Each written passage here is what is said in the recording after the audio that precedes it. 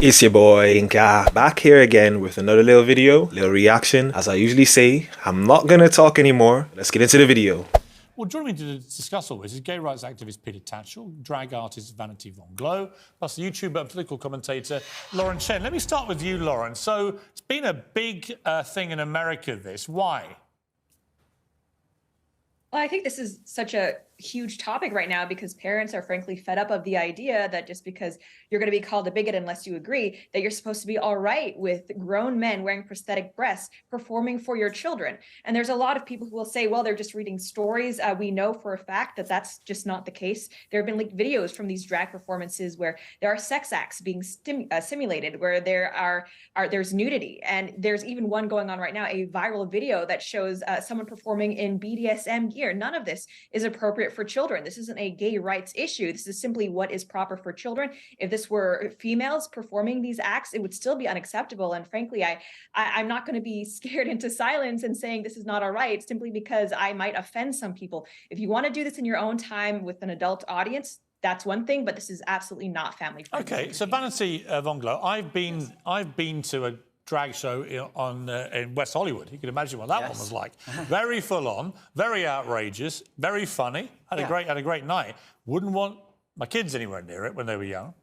Yeah, that's understandable. I work in Soho in the basement bars, and I wouldn't necessarily want kids at my show either. It would restrict what I'm able to say. And so should they be going into schools or performing at events with kids in that kind of environment? Well, we need to be careful to avoid the type of hyperbole that I think is taking place in America. You know, Cardi B is not the same singer as Barbra Streisand, and the work that she does on stage is not the same as the performances of Barbra Streisand.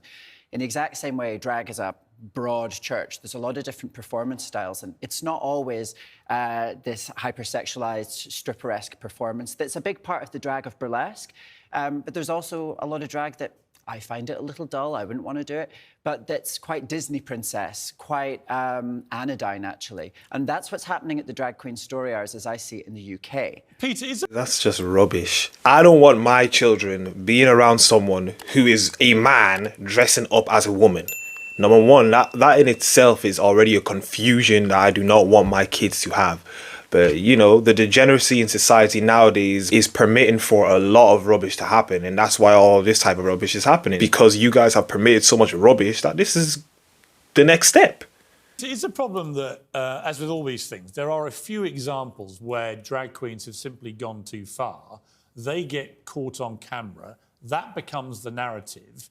And suddenly we move to quite a puritanical response. I mean, for example, when you go to Panto at Christmas, there's normally someone in drag and everyone's laughing and the place is full of kids. So I don't think necessarily it is always harmful to be in a children environment. But it does depend what they're doing. And some of these clips I've seen have been, I think, crossing a line.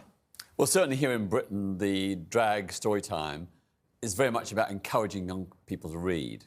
It's about using drag as a way to engage people. Do we have to do that?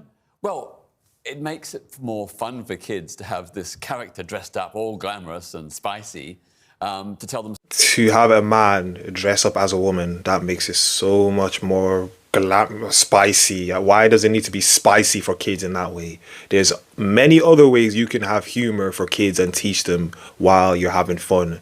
And one of those ways is not drag. Tell them stories rather than some boring man in a suit. Does it prompt too many questions, though, of a sexualized nature?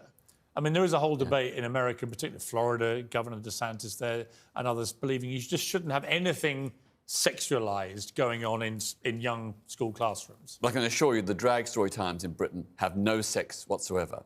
It's just simply a man in drag telling stories like anybody else would, wholesome, innocent stories, family stories, and often the parents come along as well. And the reports I've heard from parents is they are delighted that these drag queens have managed to get their kids interested in reading. Piers, you would have taken your kids to see Panto when they were younger, I'm sure. And Lord knows I grew up loving Mrs. Doubtfire, and I've turned out just fine, Piers. I think that the problem is we get this cultural hangover from the States a lot of the time. Of course, there are the odd pictures of people doing the backward splits and all that, where I'm not sure that that's the type of performance that we're describing when we're making a defence of Drag Queen Story Hour. Well, let me ask Lauren on that point. I mean, Mrs. Doubtfire was a hugely popular movie. Did that offend you? Would you watch that with a child? If so, what's the real difference? Well, I think there's a very important distinction to be made between cross-dressing and specifically drag. And I have to say, I think your guests are aware of this difference. The history of drag is very rooted in sexualized performances.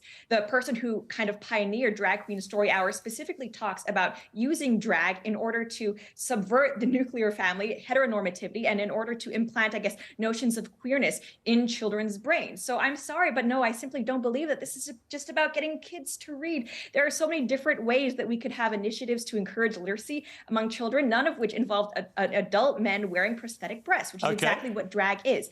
Well, ultimately, there may be a slight cultural difference between Britain. It's true. There's many other ways you can have fun and teach kids at the same time. And one of those ways that I've said is not doing drag. Having a man dress up as a female and then confuse little kids because you have a man dressing up as a female.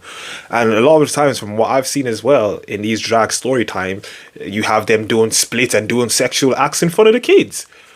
But hey, live your life, right? In Britain and America on this, because the panto culture is so prevalent here, and it isn't in America. So it might be. I just want to also add, I'm sorry, quickly, but we live in a society where everything is offensive, including a white person wearing dreadlocks. Why is it okay? Why is it celebrated for grown men to be essentially wearing woman face and performing all these caricatures of female sensibilities? So just to clarify, Lauren, you're offended by it, are you? Well, I think it's hypocritical for these people who are often on the left. No, I'm just asking whether you're offended by it. Offensiveness. I know, but if you're so anti-people being offended, are you offended? I wouldn't.